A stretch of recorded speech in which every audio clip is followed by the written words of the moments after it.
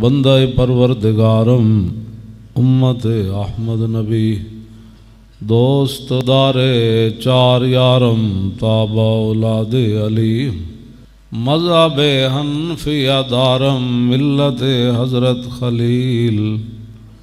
خاک پائے غوث اعظم زیر سایہ ہر ولی صدیق عکس حسن کمال محمد است فاروق ذل جاہ جلال محمد است عثمان ضیاء شمع جمال محمد است حیدر بہار باغ خصال محمد است صلی اللہ تعالی علیہ وسلم۔ بدر کا منظر جو حضرت حسان بن ثابت نے بیان فرمایا اپنے شعروں میں، وہ ذرا سنیں۔ بما صنع الملیک غداۃ بدر لنا فی المشرکین من نصیبہ غداۃ کأن جمعہم حراء بدت ارکانہ فی جنح الغیوب فوافیناہم منا بجمع کاسد الغاب مردان وشیبی امام محمد قد آزروه على الأعداء في لفح الحروب بأيديهم صوارم مرهفات وكل مجرب حاز الكعوب فغادرنا أبا جهل سريعا وعتبة قد تركنا بالجبوب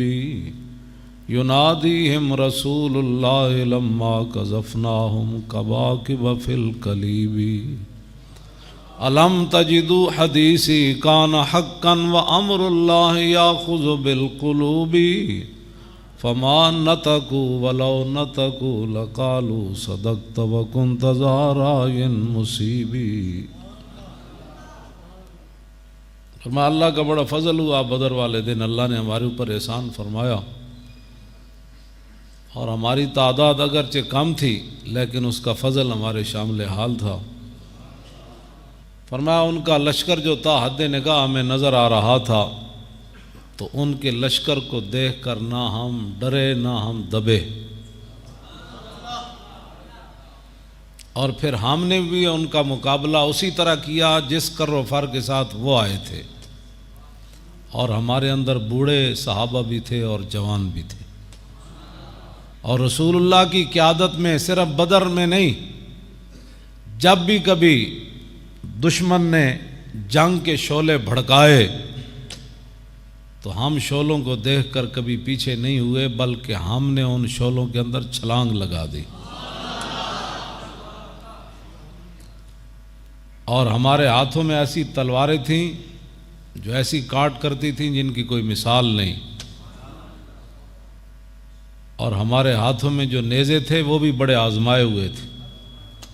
اور ہم نے ابو جال کو بھی اوندھے منہ بدر میں گرا دیا، اور عتبہ کو اس زمین پر دے مارا جو پتھریلی زمین تھی، اور جب سارے قتل ہو گئے رسول اللہ نے فرمایا ان کو بدر کے اندھے کنویں میں ڈال دیا جائے، تو فرماتے ہیں رسول اللہ پھر اس کنویں کے باہر کھڑے ہوئے کنارے پر، اور آپ نے فرمایا کہ آج تمہیں پتہ چل گیا میں اللہ کا برحق نبی ہوں، اور تمہیں پتہ ہے کہ رب العالمین کا جو نافرمان ہو اللہ اس کے دلوں کو پکڑ لیتا ہے، اس قوم کے دلوں کو اپنے اللہ پکڑ لیتا ہے۔ تو حضرت حسان فرماتے ہیں فما نطقوا ولو نطقوا لقالوا صدقت وكنت ذا رأی مصیب۔ فرمایا وہ بول نہیں سکتے تھے، اگر بولتے تو کہتے ہاں جی آپ سچ فرمایا کرتے تھے۔ ابو سفیان بن حارث جو فتح مکہ کے تھوڑی دیر پہلے مسلمان ہوئے، حضور مر زہران میں جو حضور نے پڑاؤ فرمایا رات کے وقت، یہ حضور کے چچا زاد بھائی تھے، اور رسول اللہ ان سے بڑے ناراض ہوئے، بلکہ حضور ان کا اسلام قبول بھی نہیں کر رہے تھے۔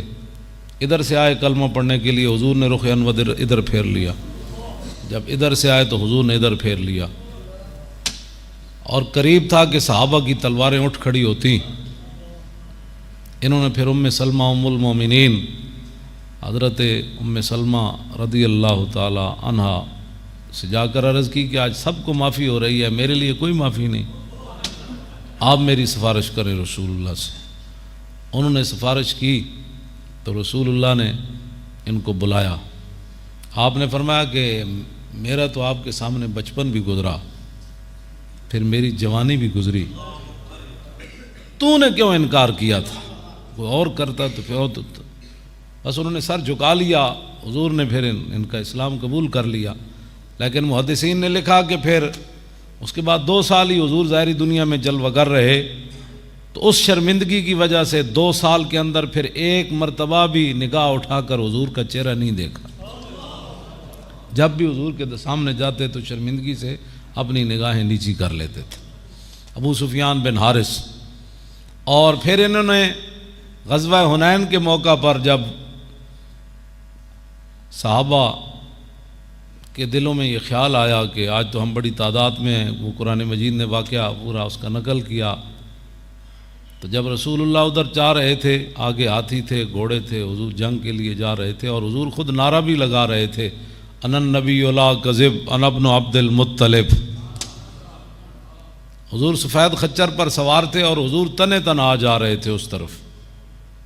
تو حضرت عباس سامنے آئے،